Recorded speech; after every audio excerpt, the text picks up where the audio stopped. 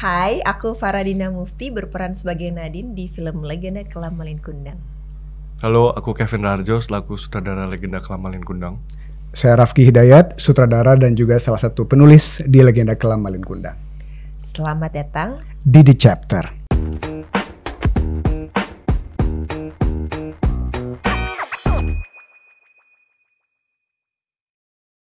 Kebanyakan masyarakat kan tahu nih soal Legenda Malin Kundang. Tapi ini yang kali ini tuh kisahnya tuh dibawa ke arah yang jauh lebih gelap, bener ya? Betul. Misterius, modern. Iya. Nah, sama lebih personal. Oke. Boleh nggak diceritain apa hal pertama yang ingin diubah dari kisah ikoniknya Malin Kundang? Yang jelas kalau cerita Malin Kundang orang akan tahu kata durhaka.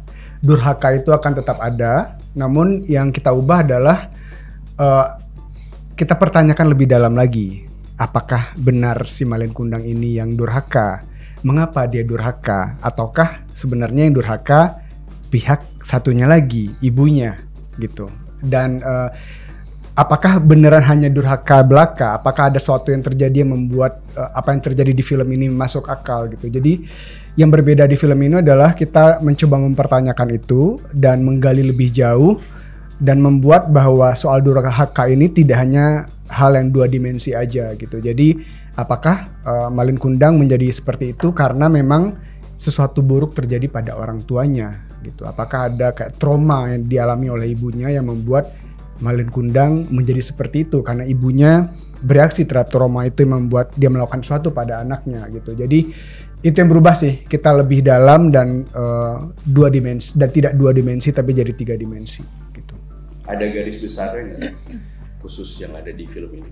Dengan Malin Kundang yang sebelumnya tetap ada karena durhaka itu nggak bisa kita lepasin gitu. Karena kalau udah nggak ada durhakanya orang pasti Malin Kundang masih Malin Kundang nggak ini gitu. Itu tetap ada, cuman kita bikin lebih kaya. Kita bukan ngubah ya, tapi reinterpretasi ya. Kan katanya film ini kan dari keresahan pribadi ya. Keresahan pribadi Kevin Raharjo, silakan pengalaman pribadi. Soal trauma antar generasi. Oh wow. Bisa ceritakan nggak? Nggak apa-apa, Gimana nggak apa-apa. keresahannya muncul? Nggak apa-apa. Aduh, apa capek. boleh diceritakan. Keresahan pribadi. Enggak sih, sebenarnya lebih ke ini aja kan, apa namanya, kita kan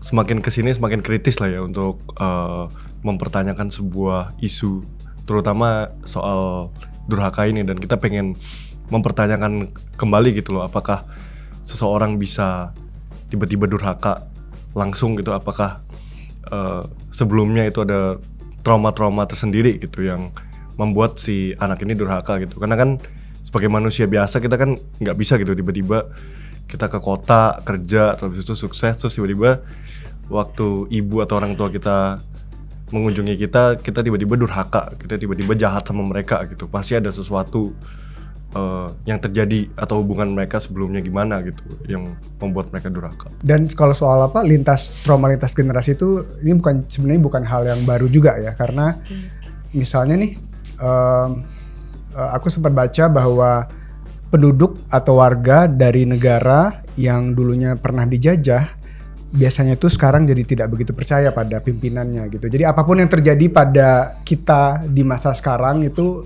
terpengaruh oleh apa yang terjadi pada suatu di masa lalu gitu. Jadi kita coba angkat itu sih. Spesifiknya kalau sekarang ya soal keluarga gitu. Tapi ini sebenarnya hal yang relevan di berbagai sisi gitu. Untuk Mbak Farah, Ya. kenapa nih bisa sampai terlibat di film ini? Apakah ini keresahan pribadi juga? Keresahan pribadi. Kayaknya gitu deh, ternyata. Kenapa bisa?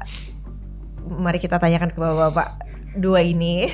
Cuma ya alhamdulillah banget dipercaya lagi untuk bekerja sama dengan KMNC Pictures bersama director yang berbeda, di mana ini adalah first feature film dari mereka berdua.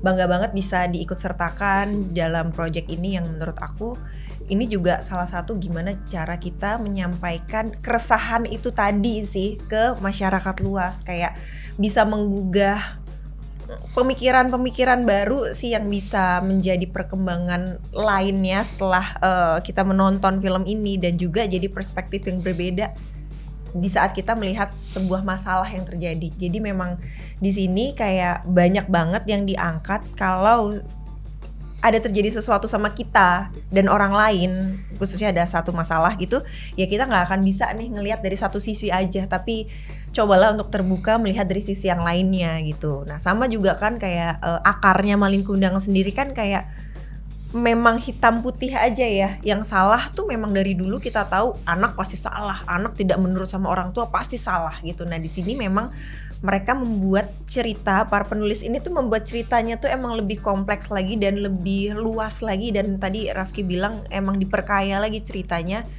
Bagaimana sudut pandang dari setiap karakter di sini tuh dikeluarkan. Jadi memang kita punya banyak penilaian terhadap karakter-karakter yang ada di film ini gitu. Jadi ya penonton nanti akan bisa menentukan sendiri sebenarnya siapa sih yang jahat, kenapa sih dia bisa jahat, kenapa dia mesti baik, kayak gitu-gitu. Apakah benar ada yang jahat? Nah, apakah benar dia jahat? Apakah benar dia baik? Sebagai film debut, apa yang paling menantang dari membawa suara baru dalam film sebesar ini? Apa yang paling menantang, Jo? Apa ya? Coba lu deh. Challenge sebenarnya lebih ke pressure sih.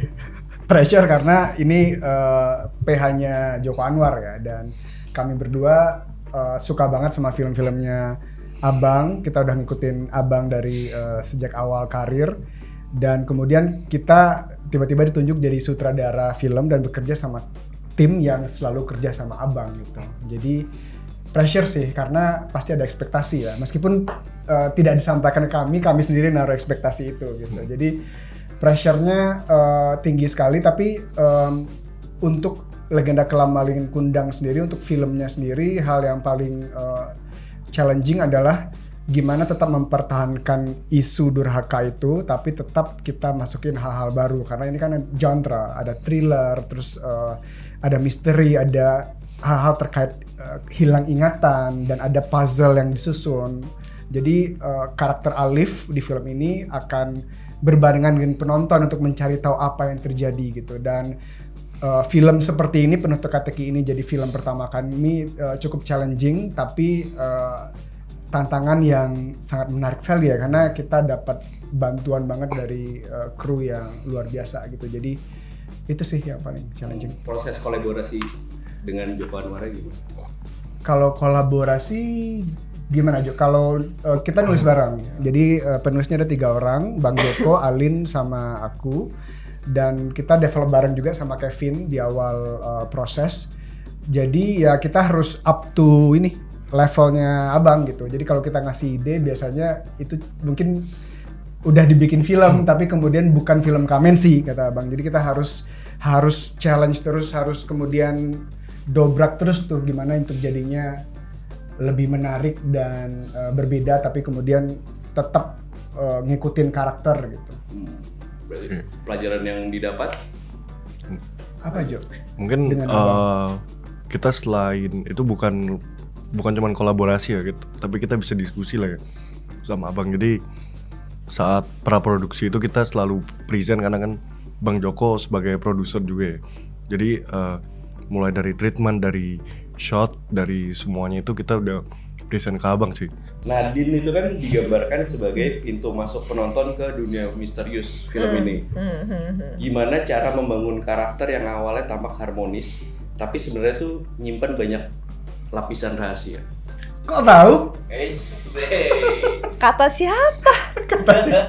Cuma memang kalau dibangun dari Nadine memang mungkin iya, karena narasi yang ada di trailernya kan dibuka dengan ceritanya Nadine yang menjelaskan kalau memang dia habis kecelakaan, dia hilang ingatan, suaminya itu si Alif hilang ingatan, terus tiba-tiba ibunya datang, yang mana kayak dia pun baru tahu kalau Nadine juga selama ini nggak pernah bertemu dengan ibunya semenjak Nadine dan Alif itu kenalan gitu. Cuma kalau misalkan untuk membangun chemistry akhirnya ke belakangnya bagaimana, sebenarnya treatmentnya sama ya, kayak aku sangat percaya dengan director Kalau director yang baik akan memberi direction yang baik juga ke para aktornya. Nah ya udah itu aja sih, berbekal itu ya kita ngobrol dengan directorsnya, mau dibikin seperti apa karakter ini, gimana hubungannya dengan Alif, bagaimana hubungannya dia dengan ibunya yang memang tidak pernah bertemu dari awal, bagaimana hubungan keluarga itu terhadap anaknya si Emir, tinggal kita ngejabarin bareng-bareng,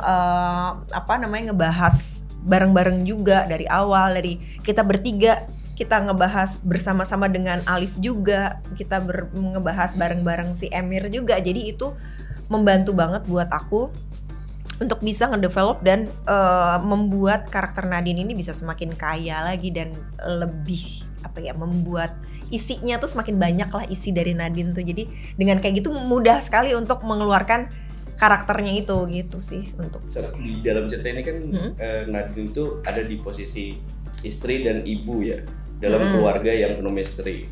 Misteri. Apa tantangan terbesar menyeimbangkan sisi rasional dan emosional di karakter ini?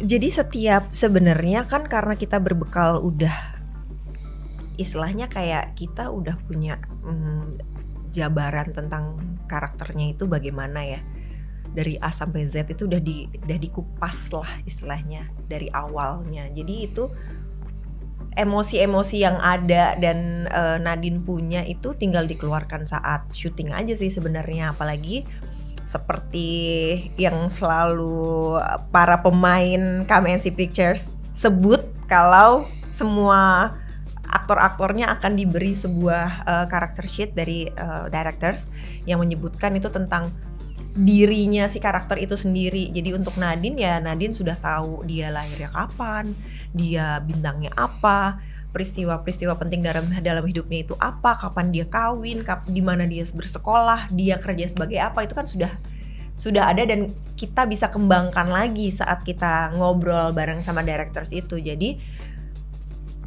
cuplikan-cuplikan atau emosi-emosi semua yang keluar dari Nadine tuh bisa diambil dari karakter itu sendiri sih, ditambah dengan apa yang akan terjadi dalam hidupnya Nadine di saat film itu diceritakan. Jadi itu semua memperkuat dan memperkaya, kayak membuat utuh jiwa ini tuh memang ada, Nadine tuh memang ada itu sih. Jadi ya memang tinggal kita buka istilahnya kayak bank emosinya Nadine tuh seperti apa nih. Jadi saat main di adegan tertentu ya udah tinggal dibuka aja tuh banknya, tinggal dikeluarkan di situ. Itu sih yang penting sih kalau buat aku sendiri, bagaimana kita mempersiapkan karakter itu akan hidup pada saat on set, yaitu dengan cara ya kita kupas tuntas sebelum kita mulai syuting. Ada itu nggak ada lapisan baru nggak yang lapisan ditemukan? Mungkin yang belum pernah dimainkan sebelumnya. Kan banyak nih di karakter Nadine. Oh, di karakternya ini dibandingkan dengan yang sebelum-sebelumnya. Oh, udah pasti dong. Jadi kayak kalau aku sebagai aktor, aku akan pasti membuka jiwa baru di setiap aku bermain gitu. Jadi memang kita tuh sebagai aktor tuh seperti punya ribuan personalities gitu loh. Jadi ya akan menemukan yang baru-baru lagi setiap aku memainkan karakter yang baru sih. Jadi emang udah pasti sangat-sangat berbeda, karena pasti karakter yang aku mainkan setelahnya lagi dan setelahnya lagi pasti akan berbeda dengan yang sebelum-sebelumnya. Hanya pasti ada emosi-emosi atau perasaan yang bisa jadi sama. Kayak misalkan Nadine dan Farah adalah seorang ibu yang punya anak, punya suami dan bekerja juga. Nah, perasaan-perasaan itu kan mirip ya sebenarnya, dan itu bisa aku gunakan sebagai di jiwanya Nadine gitu. Kayak gimana sih ibu yang bekerja tapi ya memang harus ngurusin rumah tangga, ngurusin anak juga. Nah itu kan pasti ada kesamaan di situ. Nah itu kayak dibuka lagi, kita taruh di tempat yang pas, di emosi yang pas, lebih kayak gitu. Film ini menggabungkan elemen folklore, thriller psikologis, dan drama keluarga. Nah, karena film ini reinterpretasi bukan adaptasi literal, gimana kalian menyeimbangkan rasa hormat kepada legenda Malin Kundang tanpa terjebak ke versi klasiknya? Rasa hormat itu karena balik lagi ya, Malin Kundang adalah cerita yang dikenal banyak orang dan yang kita sangat apresiasi itu satu hal. Tapi hal yang kedua adalah bahwa ini adalah legenda gitu, legenda yang beredar di masyarakat sehingga tidak ada karakter non fiksi di sana sebenarnya. Jadi yang kita mau terus hargai itu adalah core ceritanya itu yang tadi aku bilang soal durhaka gitu. Dan kemudian dikembangkannya, direinterpretasinya itu seperti yang tadi udah aku ceritakan. Kita pertanyakan lagi apakah durhaka benar seperti itu saja atau lebih dalam sebenarnya, lebih kompleks sebenarnya. Dan di satu sisi adalah gimana kita menyeimbangkannya itu juga bahwa kita filmmaker membuat sesuatu dan kami berpikir bahwa sebagai salah satu film yang mengangkat soal folklore ini, kita juga berharap bahwa jika Malin Kundang keluar nanti di masyarakat akan membuat masyarakat yang sebelumnya mungkin nggak anak-anak zaman sekarang yang mungkin nggak begitu tahu soal legenda-legenda yang ada di masyarakat untuk kemudian lebih tahu lagi gitu. Jadi ya kita berharap bahwa film ini menjadi awal baru lah untuk kemudian cerita-cerita masyarakat, legenda-legenda, mitos-mitos yang ada di masyarakat yang kita tahu bahwa pasti legenda itu dimunculkan ada gunanya kan di saat itu. Misalnya Malin Kundang mengajarkan bahwa seorang anak tidak boleh sombong atau durhaka kepada ibunya gitu. Ada cerita-cerita lain yang misalnya membuat anak agar lebih bekerja keras dan lain sebagainya gitu. Jadi kita berharap ini jadi salah satu jalan lah untuk kemudian cerita-cerita itu dikenal di masyarakat. Lu nggak setuju ya Coy ya? Sorry. Mungkin menyeimbangkan, kita nggak mencari penyeimbangan kali ya. Kita basically cuman reinterpretasi dan berharap apa yang core Malin Kundang tetap ada, tapi kemudian kita kembangkan untuk menjadi sesuatu yang bagi penonton menarik untuk ditonton dan berharap ini bisa jadi bahan pembicaraan, bahan diskusi. Karena kan Malin Kundang sebenarnya bukan cerita asli, maksudnya bukan cerita, bukan orang nyata gitu.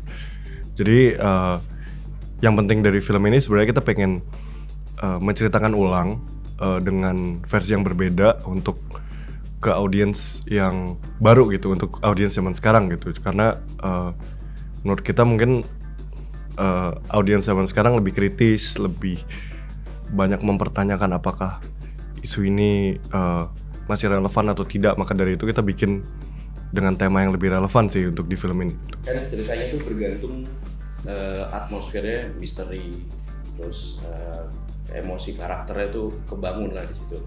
Secara teknis dan artistik, bagaimana kalian menjaga tone itu tetap konsisten dari awal sampai akhir? Ya, itu tantangan terbesar ya kita filmmaker ya untuk bikin ini, apalagi trailer ya, genre yang kalau misalnya tiba-tiba kepleset akan kok jadi begini gitu. Dan gimana bikinnya konsisten, yaitu ya kita udah persiapkan dari awal. Jadi aku sama Kevin setelah kita baca skrip, kita bikin treatmentnya gimana, kita cari reference apa yang cocok untuk film ini yang kita tampilkan, kita presentasikan ke kru biar satu kepala gitu. Dan di sini misalnya kayak Jakarta kita bikin sangat sumpek, dan kita ada beberapa area di Jakarta yang kita perlihatkan di film ini yang mungkin kemarin aku ketemu salah satu teman yang nonton trailernya, kita lihat aja itu udah kayak kerasa ada baunya gitu. Dan kita memang sengaja bikin seperti itu gitu, karena untuk mewakili bahwa Alif juga penuh pertanyaan gitu terhadap apa yang terjadi. Dan misalnya kayak camera movement, karena Alif ini adalah orang yang hilang ingatan, perlahan ingatannya. Lu nggak setuju lagi ya? Kode, jangan spoiler.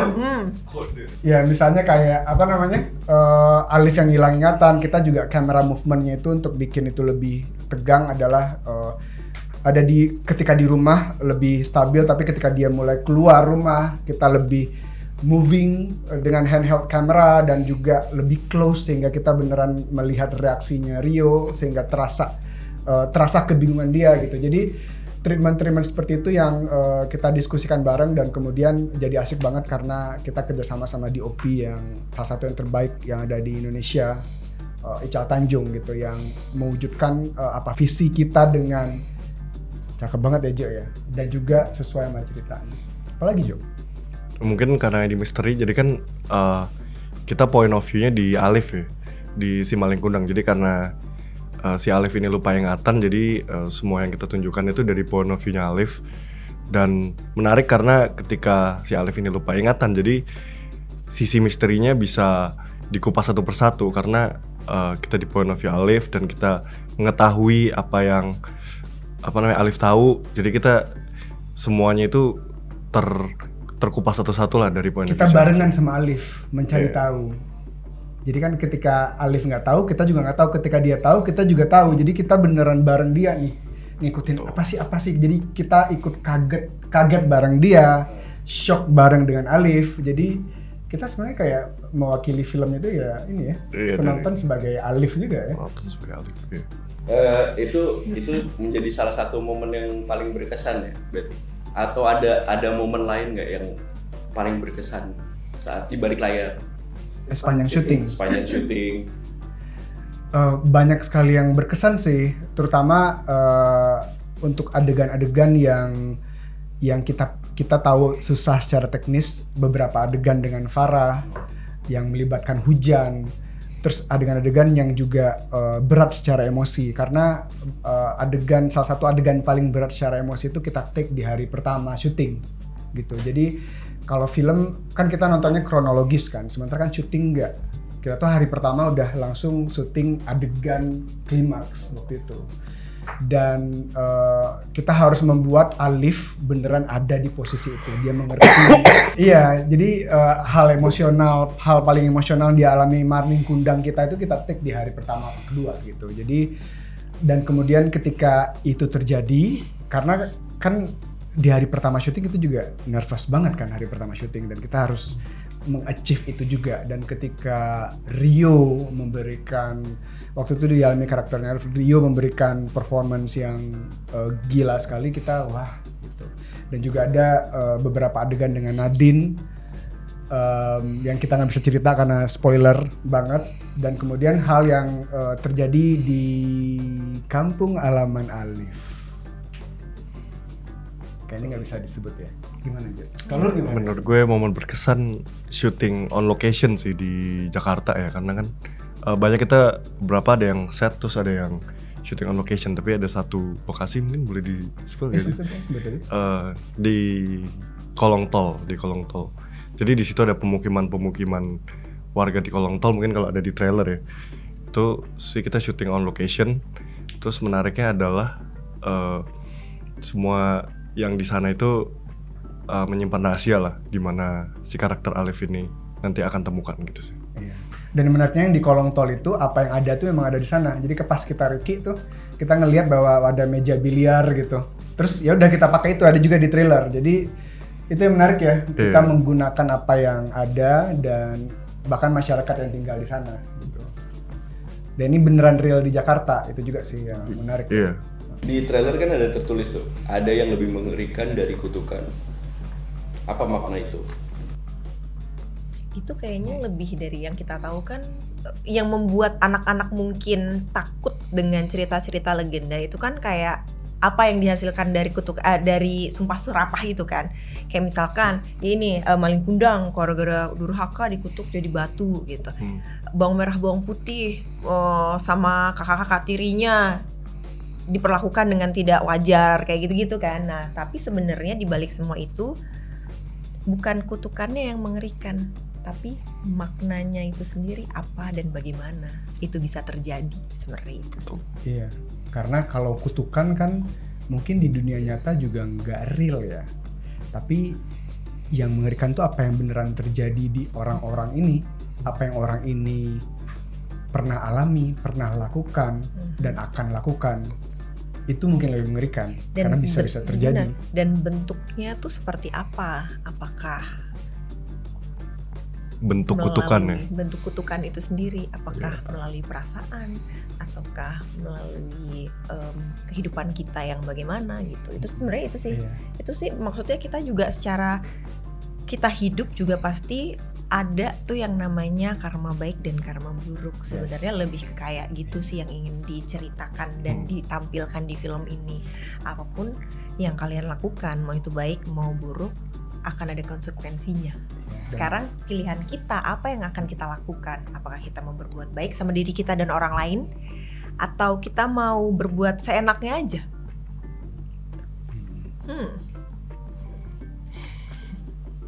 Cukup bijakkah aku sore hari ini? Miss Universe bijak. Wow, hai Faradina. Cipote. Kapan sih film ini tayang?